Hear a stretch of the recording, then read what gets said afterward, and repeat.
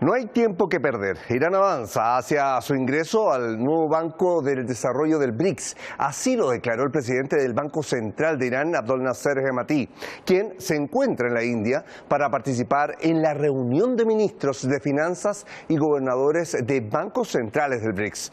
Mientras, el secretario del Consejo Supremo de Seguridad Nacional de Irán, el general de división Mohsen Rezai, recibió este miércoles en Teherán, la capital, al ministro del Interior de Pakistán, Syed Mohsen Naqvi. Las partes ratificaron el compromiso mutuo de elevar la cooperación bilateral a niveles sin precedentes. Por otra parte, el teniente coronel Ebrahim Solfagari, portavoz del cuartel general central Hatam al-Anbiya, asegura que ningún buque pasa por el estrecho de Hormuz sin la autorización de Irán. Y el jefe de la organización Basij de Irán ha afirmado que la vía marítima continúa bajo la gestión y el control de la República Islámica de Irán. Lo revisamos todo hoy en Detrás de la Razón. Les saluda Osvaldo Canales, bienvenidos. El secretario de Guerra de Estados Unidos, o autodenominado secretario de Guerra, estoy hablando de Pete Hegseth, ha señalado este día jueves que las Fuerzas Armadas estadounidenses podrían mantener el bloqueo, dicen los puertos iraníes, el tiempo que fuera necesario. Así lo ha declarado en esta jornada. Y al mismo tiempo, The Wall Street Journal informó que Estados Unidos enviará otro portaaviones a Asia Occidental. El paso de la flota George Washington por el estrecho de Singapur hacia el oeste, adentrándose en el Océano Índico puntualmente, plantea la posibilidad de que esta flota reemplace a la flota Abraham Lincoln, actualmente estacionada en la región. Bueno, estos son los temas que hay que empezar a vislumbrar. ¿Desde qué punto Estados Unidos va a seguir insistiendo en esta vía marítima pese a todo lo que le ha jugado en contra esta guerra que ya está por sumar 6 meses desde su puesta en marcha el 28 de febrero? Vamos a revisar quién nos acompaña el día de hoy.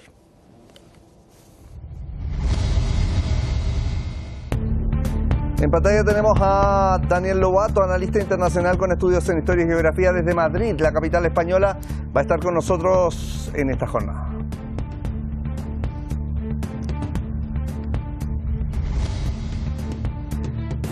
Y junto a él también estaremos junto a Sakari Linden, analista geopolítico, consultor, miembro de la Junta Directiva del partido político finlandés Alianza de Libertad, también periodista del periódico Asociación de Vecinos.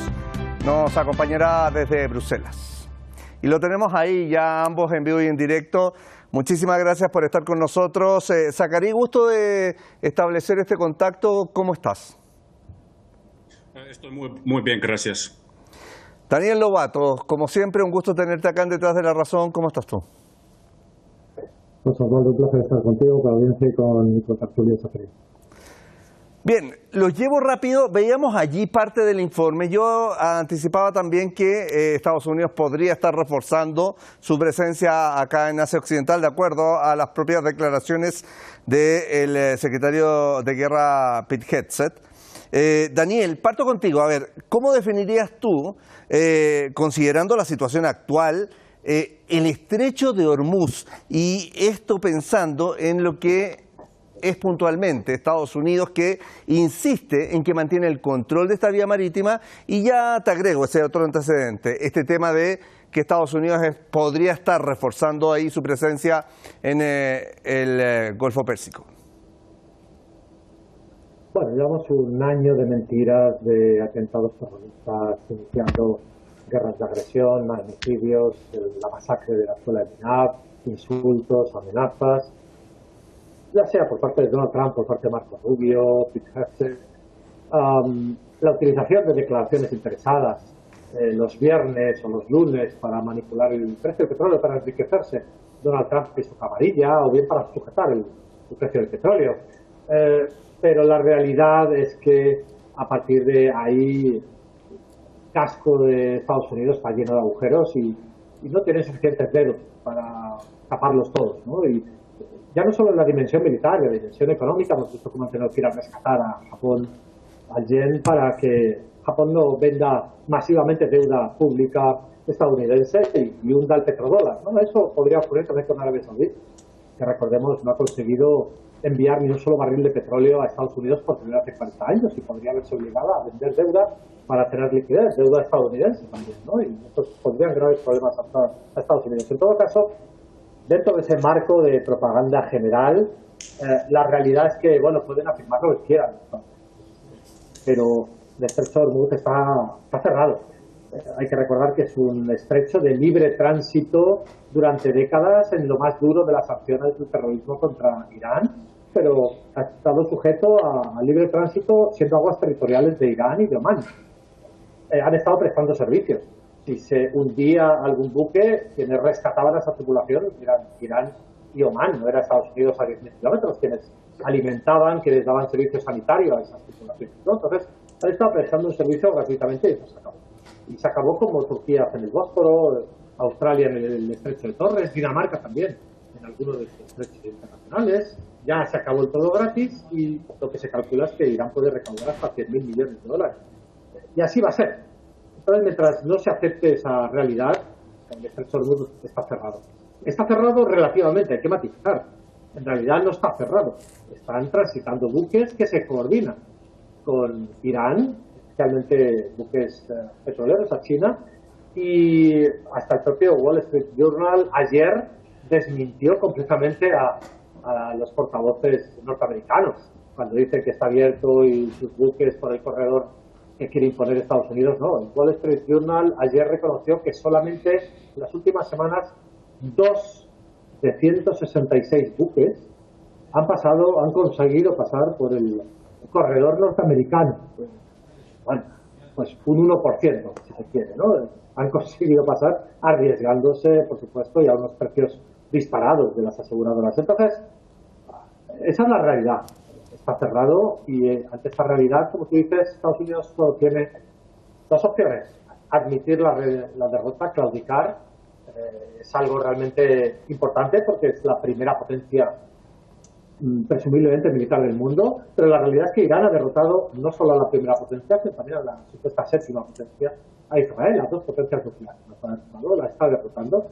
Entonces es complicado pensar que Estados Unidos va a aceptar esta derrota rápidamente y que no prepare algún tipo de operación de agresión nuevamente. Hay que recordar que tiene decenas de miles de militares en la región, escondidos en hoteles, poniendo en peligro a la población civil de Qatar, de Emiratos, de Bahrein, claro, etcétera. Entonces, bueno, luego podemos profundizar sobre ello, pero son las 2 opciones en el callejón sin salida que tiene Estados Unidos: claudicar o reanudar una agresión que le va a llevar también a la claudicación finalmente, porque le va a llevar a territorios mucho más oscuros.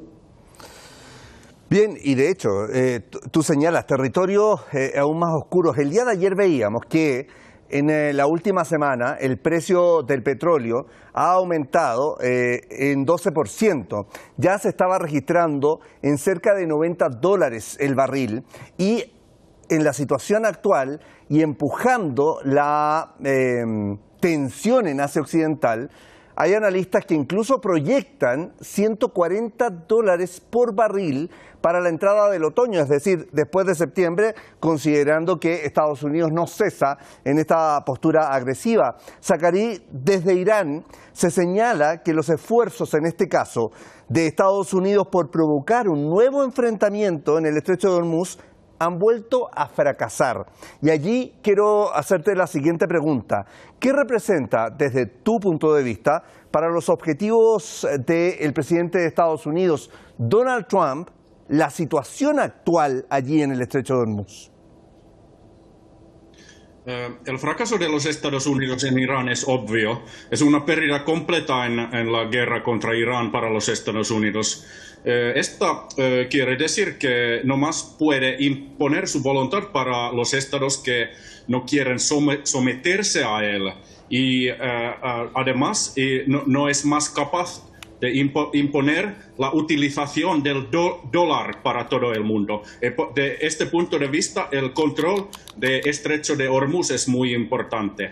Esto puede ser fatal para la hegemonía de los Estados Unidos porque sus aliados en el mundo entero ahora ven a esto y comienzan más y más a equilibrar sus relaciones entre los grandes poderes. Y vemos que el mundo ya es multipolar. Claro, de hecho, las decisiones que se están tomando hoy día y las nuevas alianzas hablan precisamente de ese punto de vista, Zacarí, de la multipolaridad de aquí en adelante frente a lo que ha dejado finalmente esta guerra y sobre todo con los países de Asia Occidental que mantenían estas bases de Estados Unidos y que finalmente no consiguieron lo que buscaban en un principio, que era la protección por parte de Washington en la zona. Quiero que revisemos lo que aparece en redes sociales. Las autoridades de Irán rechazan las declaraciones de Washington acerca de la supuesta reapertura de esta vía marítima, estoy hablando del Estrecho de Hormuz. Revisemos este tema y otros también que fueron publicados en la red social X en las horas recientes. La tensión en torno al estrecho de Hormuz vuelve a escalar después de que las autoridades iraníes rechazaran las declaraciones de los funcionarios estadounidenses sobre una supuesta reapertura de esta estratégica vía marítima. El canciller de Irán, Seyed Abbas Araghchi, acusa a Estados Unidos de haber cometido graves errores de cálculo por fallos de inteligencia. En un mensaje contundente, advierte que una nueva equivocación se podría generar precisamente en el estrecho de Hormuz. Araghchi señala que en algunos casos la llamada inteligencia falsa puede ser más peligrosa que las noticias falsas y pide cautela. En la misma línea, la autoridad del estrecho del Golfo Pérsico sostiene que los mensajes difundidos por los funcionarios estadounidenses no modifican la situación sobre el terreno. Según la autoridad de la vía marítima, el estrecho permanece bloqueado y no se reabrirá hasta que sean aceptadas las condiciones planteadas por Irán. El mensaje también es reforzado por la Embajada de Irán en Kenia, que ha lanzado una dura advertencia al presidente Donald Trump. La representación diplomática afirmó que el Golfo Pérsico y el Estrecho de Hormuz pertenecen a la región y asegura que ambos se convertirán, según su versión, en el símbolo de la derrota de la política estadounidense. Mientras tanto, desde Estados Unidos también crecen las voces que cuestionan la continuidad del conflicto. El senador demócrata Chris Murphy afirma que la única manera de apoyar a las tropas estadounidenses es poner fin a la guerra. Bien, ahí teníamos parte de las publicaciones en la red social X. Daniel, quiero ir contigo y quedarme con una de las declaraciones hechas, en este caso, por el senador demócrata Chris Murphy, que afirma que únicamente la única manera, dice, de apoyar a las tropas estadounidenses es poner fin a la guerra. Así de preciso. Para muchos, obviamente, es una forma de los demócratas de sacar crédito de este cuesta abajo de Donald Trump, pero sin duda es importante también rescatar estas críticas a la interna de Estados Unidos. ¿Esta opción está dentro de las alternativas de Donald Trump, Daniel, que insiste en las amenazas, y estoy hablando en este caso de retirar finalmente las tropas? ¿Acabar la guerra? Bueno, eso es lo que hablábamos antes, en esa disyuntiva en la que tiene Donald Trump, que es la claudicación evidente, o relanzar una nueva agresión que no sea catastrófica para los intereses de Estados Unidos. Es lo que lleva evaluando todas estas semanas. Hay que tener en cuenta que estamos en lo más duro del verano en el Golfo Pérsico, con temperaturas de 45 grados y humedad del 60%. El 70% es imposible hacer ningún tipo de maniobra con tropas terrestres duraderas. Entonces, todas esas dificultades son las que lleva evaluando todas estas semanas Donald Trump. Pero, sin duda, recordemos aquella fracasada operación cerca de Isfahan, que fue catastrófica.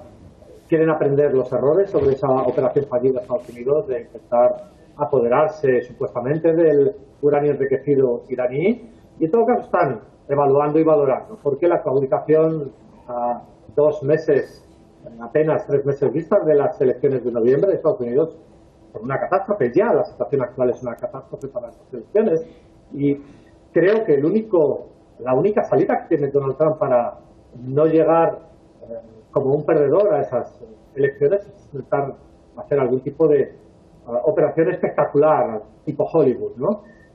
Yo, sinceramente, porque si no habrían retirado esas decenas de miles de marines de esos hoteles que están en el Golfo Pérsico disfrutando de unas vacaciones pagadas por largas semanas. Entonces, bueno, hay que entender que lo que no le cabe ahora mismo a Donald Trump ya son las opciones que utilizaban el año pasado, tanto con Yemen como con Irán. Recordemos, con Yemen bombardeó tras tener a los portaaviones averiados por los ataques de Yemen y tenerlos que retirar. Bueno, hizo un bombardeo masivo y dijo, les hemos dado una paliza a los yemeníes y se marchó.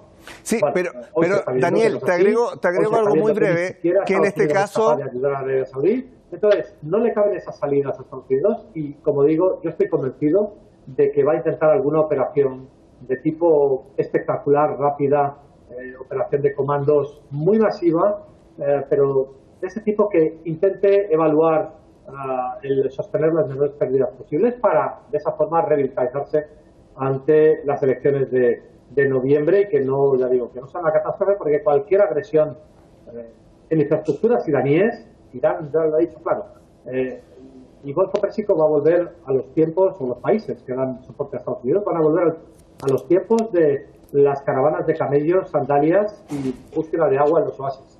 Por tanto, esa es la amenaza, que se cierne no sobre el Golfo Pérsico, sino sobre toda la economía mundial y, por supuesto, también sobre la colonia genocida palestina.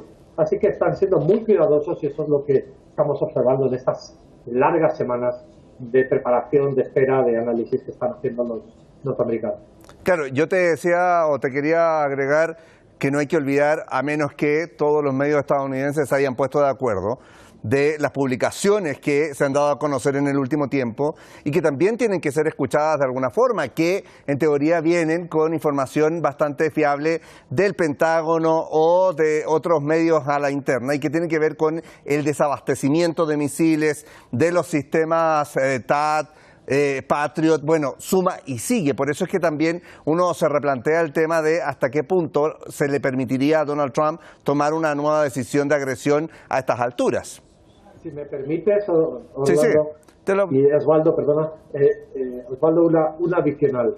Aparte de que hay un desabastecimiento, la producción de esas armas sofisticadas es mucho más limitada que la producción del armamento indígena iraní, de esos misiles Khorramshahr, de los misiles Fahed, de los distintos tipos de misiles que tiene Irán. No solo es mucho más limitada, que se hacen en algunos casos un centenar o unos centenares al año, sino que además dependen de esos minerales y tierras raras como el tungsteno, el galio, etcétera, que China ha dicho que cierra la venta de esas tierras raras. Por tanto, se encuentra en un doble callejón sin salida a Estados Unidos, no solo por el desabastecimiento, sino por la imposibilidad de desarrollar o rellenar sus arsenales de estos tipos de armamentos tan caros, tan costosos y dependientes de minerales que no son nativos en Estados Unidos, que son claro, especialmente de China.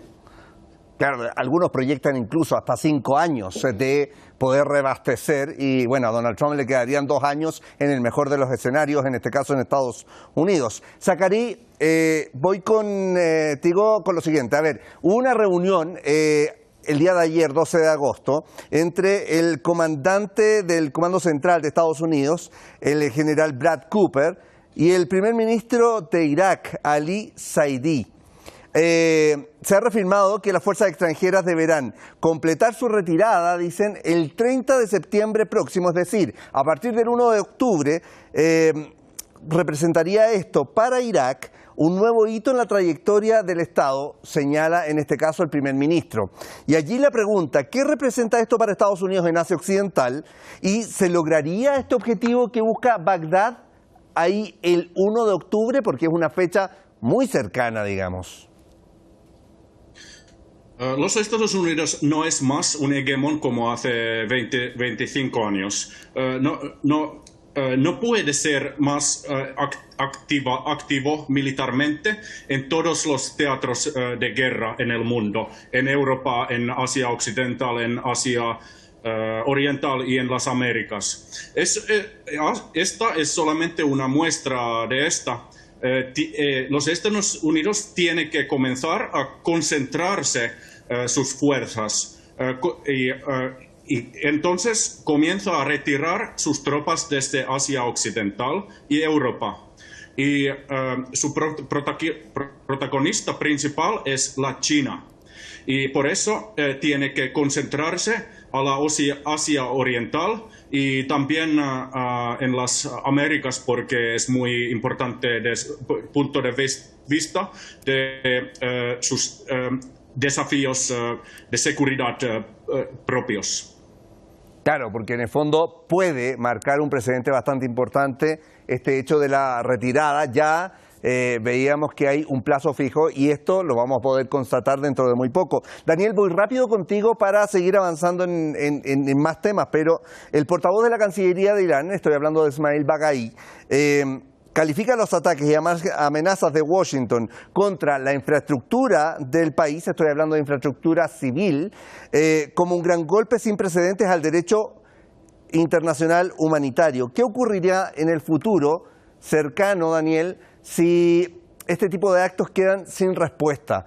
Y es bastante preocupante porque si es que nadie responde a lo que ocurrió desde el 28 de febrero con los ataques a Aminab, con el asesinato del líder de Irán y obviamente ataques a universidades, ataques a distintas escuelas, a laboratorios y a lugares civiles, si esto no tiene respuesta, de aquí en adelante puede ocurrir cualquier cosa, ¿no?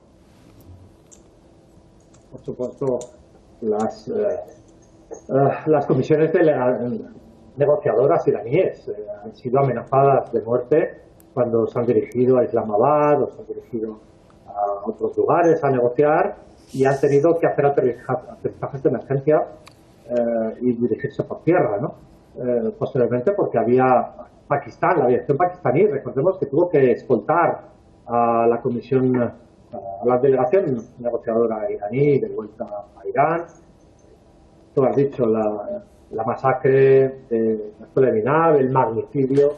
Los magnicidios, ya sea el secuestro de un presidente como Nicolás Maduro, el asesinato del jefe de Estado de Irán, Ali Khamenei, el deseo de asesinar a Mustafa Khamenei, están desesperados por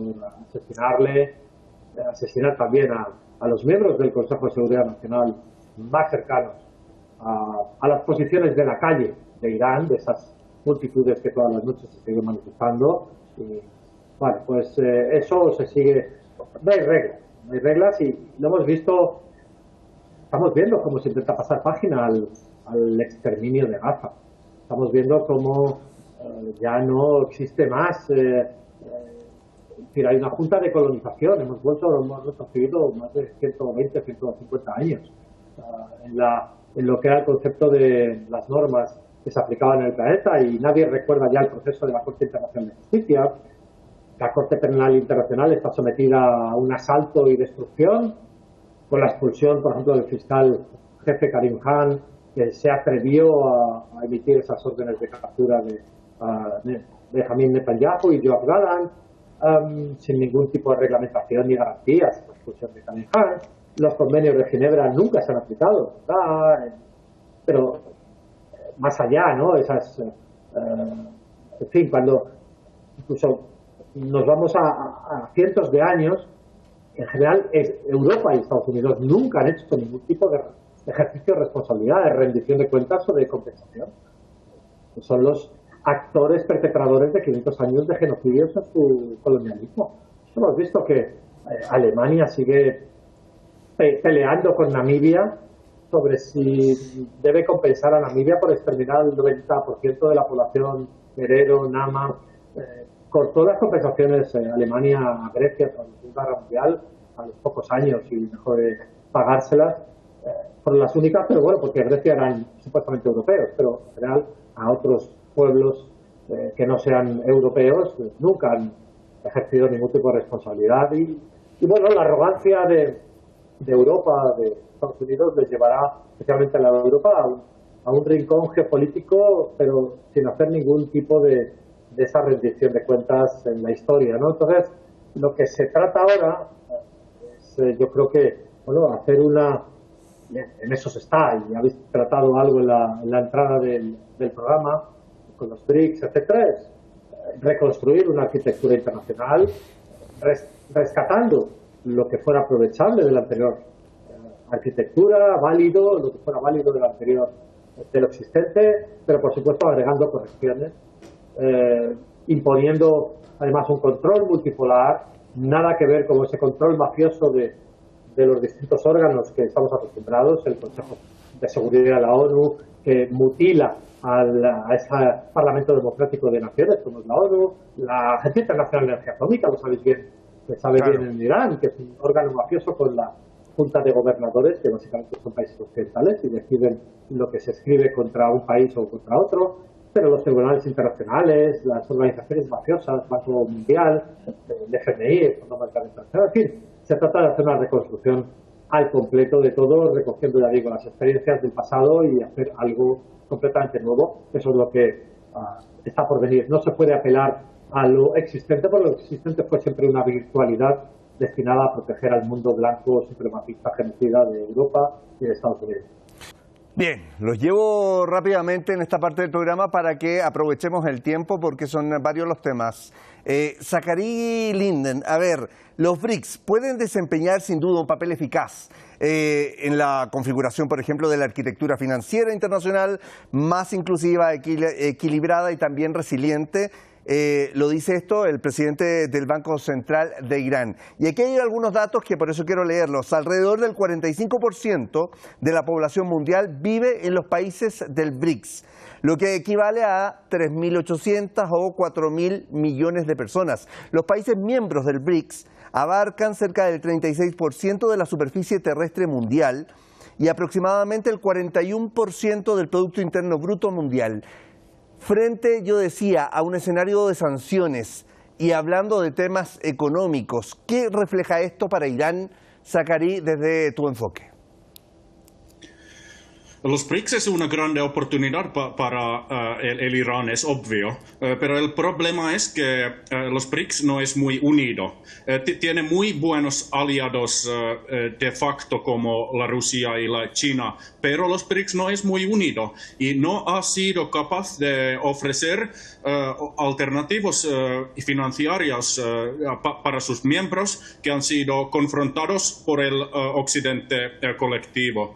Y esto significa que los Estados Unidos todavía puede utilizar el monopolio del dólar en forma de las sanciones. Y yo pienso personalmente que los BRICS necesitaría una coalición de voluntarios Estados miembros para establecer una moneda que desafía el estatus del dólar estadounidense y la capacidad del occidente colectivo de imponer sanciones unilaterales contra los estados que no quieren someterse a su hegemonía. ¿Existe la posibilidad, Zachary, te lo pregunto breve, pero de que se potencie aún más el desuso del dólar como moneda internacional, en este caso, si llegan a fortalecerse estas posturas que van más allá de lo político, sino que se centran en temas económicos? Tiene que hallar los estados de los BRICS que quieren avanzar este tema de unidad de los BRICS para desafiar el estatus del dólar. Pero la alternativa sería utilizar el yuan chino en esto, pero sería muy igual si sería una moneda de los BRICS juntos. Claro, pasar del petrodólar al petroyuan, que también lo revisamos mucho en los tiempos de mayores ataques. Daniel, en Teherán el secretario del Consejo Supremo de Seguridad Nacional, el general de división Mohsen Rezaei, recibió al ministro del Interior de Pakistán, estoy hablando de Syed Mohsen Naqvi, con un mensaje claro: elevar la cooperación entre ambos a niveles sin precedentes. Y allí también es importante preguntarte qué rol juega hoy día, en este caso Islamabad a nivel de región. Sin duda es un actor importante, ha estado como mediador dentro de esta guerra propiamente tal, pero es uno de los países, por ejemplo, que tiene armamento nuclear, que al mismo tiempo representa el único país de los musulmanes del mundo que tiene este tipo de armamentos, pero que insiste en la influencia regional y en potenciar las relaciones, y lo ha hecho con varios países, independiente de su punto de vista. Bueno, con Pakistán hay que entender que tiene una evolución lenta. Recordemos, por ejemplo, que hasta hace solo 4 años el primer ministro era Imran Khan, que electo en las elecciones y buscó reorientar geopolíticamente a Pakistán, por ejemplo, visitas a Rusia, intensificar relaciones con BRICS, con Asia, y rápidamente sufrió un lawfare y fue destituido. Entonces Pakistán se mueve entre distintos polos. Por un lado, esas intensas relaciones estratégicas que tiene con China. Para China, Pakistán es crucial. Para Pakistán, China también es crucial. Pero a la vez esas largas décadas de sometimiento a Estados Unidos y de ser una marioneta de Estados Unidos de muchas décadas atrás, cuando India también estaba orientada en otro polo diferente, ¿no? Entonces, lo estamos viendo en estas semanas. Por ejemplo, hemos visto esa dualidad, esa ambigüedad con esta firma tan extraña, ¿no? Casi una obra de teatro, ¿no?, entre Turquía, Pakistán y Arabia Saudí. Bueno, una obra de teatro porque ¿para qué esa alianza? Por un lado, Pakistán ya la tenía con Arabia Saudí. Eso sirvió para que en algún momento Pakistán atacase a Yemen, a Ansarullah, por ese bloqueo de Bab el-Mandeb en represalia a su vez al bloqueo que Arabia Saudí y a la hambruna y al asedio que Arabia Saudí comete sobre Yemen. En todo caso, ¿Pakistán ha ayudado a Arabia Saudí en estos años? No. La ayudó ese mismo día Pakistán a Arabia Saudí, que ese mismo día Yemen ya atacó a algunos petroleros saudíes. Hoy mismo, hace unas horas, Yemen ha atacado unas instalaciones de Aramco. En todos estos días, ¿Pakistán ha movido algún dedo? No. ¿Turquía ha movido algún dedo? ¿Va a mover algún dedo? No. ¿Contra las milicias iraquíes van a mover algún dedo? No. ¿Contra Irán? Tampoco. Entonces, ¿qué es eso que firmaron esa obra de teatro? Bueno, esa obra de teatro responde a esas inercias, a esas herencias del pasado, de que los vasallos de Estados Unidos sigan haciendo algunas escenificaciones de que están todos juntos, de que juntos se van a apoyar, de que el abandono, además, de Estados Unidos les lleva a llevar a algún tipo de asociación que les fortalezca. Bueno, si quisieran hacer eso, lo tienen más fácil, que propongan a Irán unirse a una coalición, que se coaligue con la resistencia anticolonial, antiimperialista de la región, ¿no? No, sin embargo, han buscado un camino intermedio muy extraño y además estéril, dado que, ya digo, ni siquiera están atacando Yemen, ni siquiera están haciendo nada. Entonces, y ya he dicho antes, Arabia Saudí no ha enviado ni un solo barril de petróleo por primera vez en 40 años a Estados Unidos. Un hecho completamente asombroso y que está generando una fractura interna en Arabia Saudí económica, ¿no? Entonces, bajo esas fotografías, esos vídeos, esas pomposas declaraciones, al final, en los hechos es en los que hay que posicionarse. Es como tantos países, incluso europeos, el mío mismo, España, denunciando el genocidio en Gaza. Pero los hechos, ¿cuáles son? Los hechos que siguen las alianzas militares, económicas, de todo tipo, políticas, con el régimen genocida israelí, por Pedro Sánchez, por tantos y tantos países, ¿no? Entonces, los hechos Pakistán, por ejemplo, si nos vamos a otro elemento que no sea militar, Pakistán e Irán tienen un comercio realmente minúsculo, dos países de una importancia demográfica y económica muy relevante, y sin embargo es muy inferior a la relación comercial que tienen, por ejemplo, Irán e Irak. Irak es un país mucho más pequeño, o Irán y Turquía, que es un país comparable. Entonces, bueno, los hechos yo creo que es donde se deben comenzar a hacer esos cambios de reorientación geopolítica que sí, desde luego, Imran Khan hace unos años los intentó y el resultado fue que lo está pagando con la cárcel, pero veremos esta nueva cúpula política de Pakistán realmente dónde quiere situarse, si con el imperio o contra el imperio. Es lo único que cabe en estos momentos en Asia Occidental.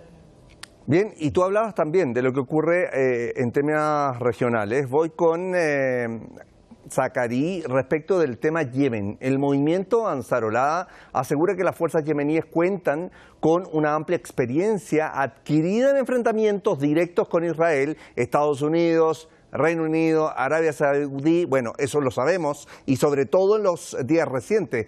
¿Cómo definirías tú el rol de Sanaa, que es sin duda un conocedor, y eso no se puede descartar, del terreno en una zona que es bastante estratégica? Y estoy hablando de que conocen cómo moverse entre el Mar Rojo, el Mar Arábico, el estrecho de Bab el-Mandeb. ¿Qué pasa hoy día con Yemen desde tu enfoque? Yemen ha demostrado que tiene capacidades militares significantes. Ha sobrevivido las guerras contra la Arabia Saudita y contra los Estados Unidos. Y Yemen es un aliado importante para el Irán. Es capaz de cerrar el Mar Rojo y dañar la economía mundial. Y como de esta manera puede ayudar al Irán también. Ahora, es una herramienta, en este caso, Zacarí, muy puntual. El hecho de que todavía no se haya materializado algún cierre específico de Bab el-Mandeb en términos más genéricos, más grandes. Yo personalmente creo que sea una secuencia de surgimiento de escalación, y si habrá una escalación más larga en el Golfo de Pérsico, el Yemen puede avanzar con el cerramiento de Mar Rojo también. Es mi visión para esto. Bien, y seguimos dentro del tema regional. Daniel, las fuerzas israelíes continúan realizando incursiones, bombardeos y ataques, sin duda, de artillería contra localidades allí en el sur del Líbano. Los ataques han dejado, por ejemplo, un elevado número de víctimas y han obligado a cientos de miles de personas a abandonar sus hogares hoy día, en estos últimos días, digo. ¿Cuánto se alejaron los objetivos del régimen de Israel de los de Estados Unidos? Desde un principio veíamos que parte esta coalición con la guerra, pero Estados Unidos tenía objetivos más macros, y finalmente tenemos claro sobre la mesa que Israel no abandona sus objetivos regionales. No, claro, los objetivos macros son los mismos que Estados Unidos en Israel.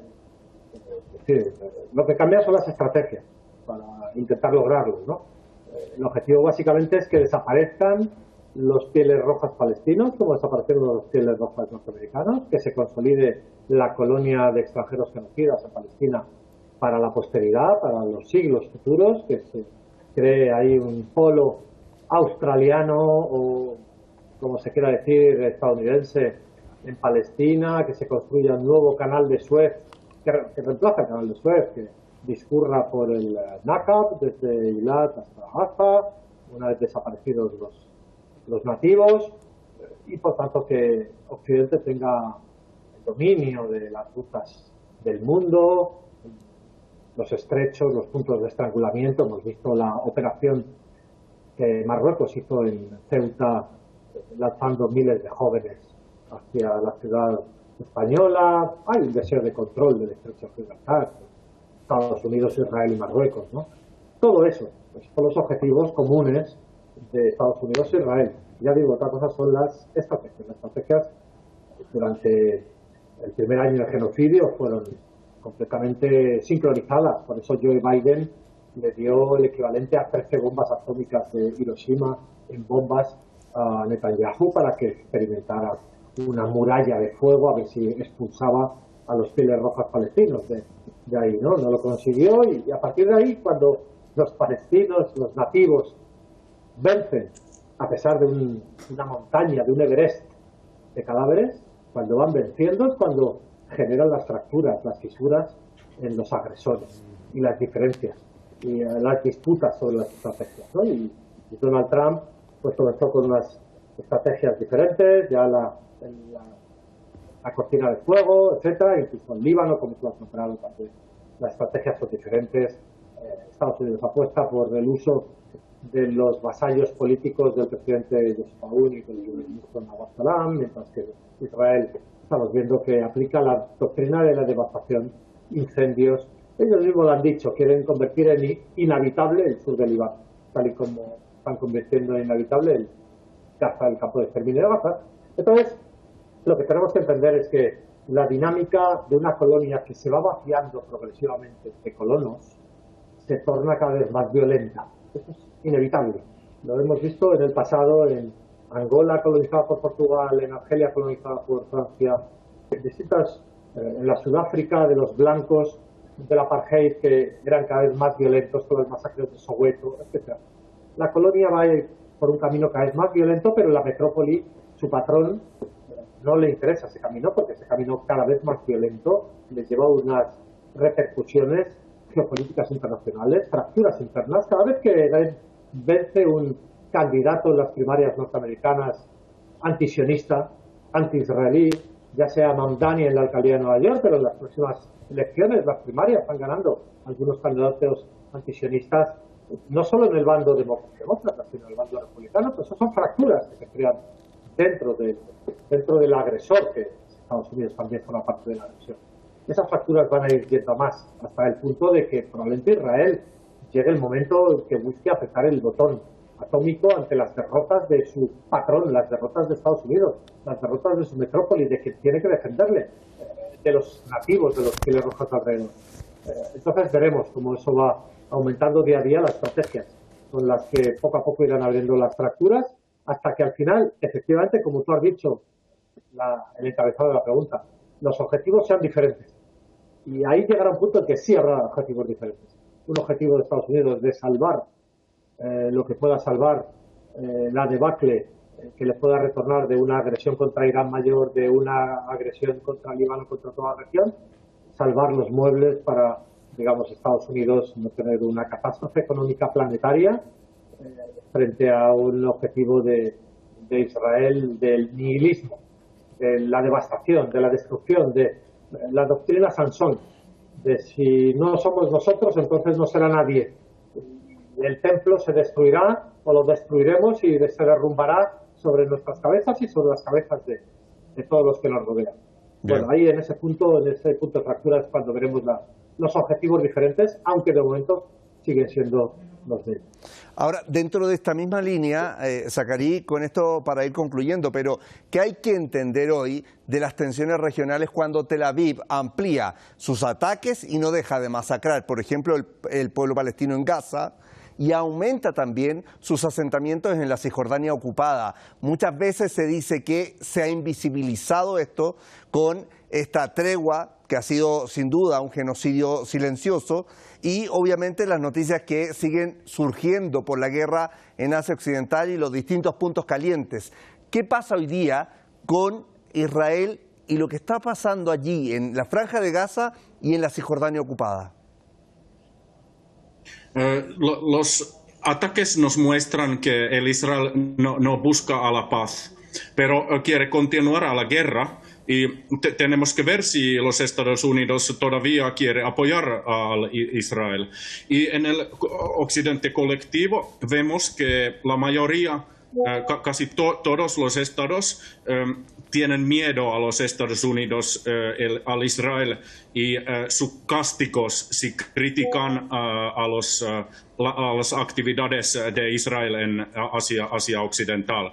Y tenemos un ejemplo de España, que ha criticado muy fuertemente al Israel, y ahora hay muchas tensiones entre los Estados Unidos, Israel y España. Y si no apoyan totalmente a Israel y los Estados Unidos, el castigo hacia los aliados de Estados Unidos es inmediato.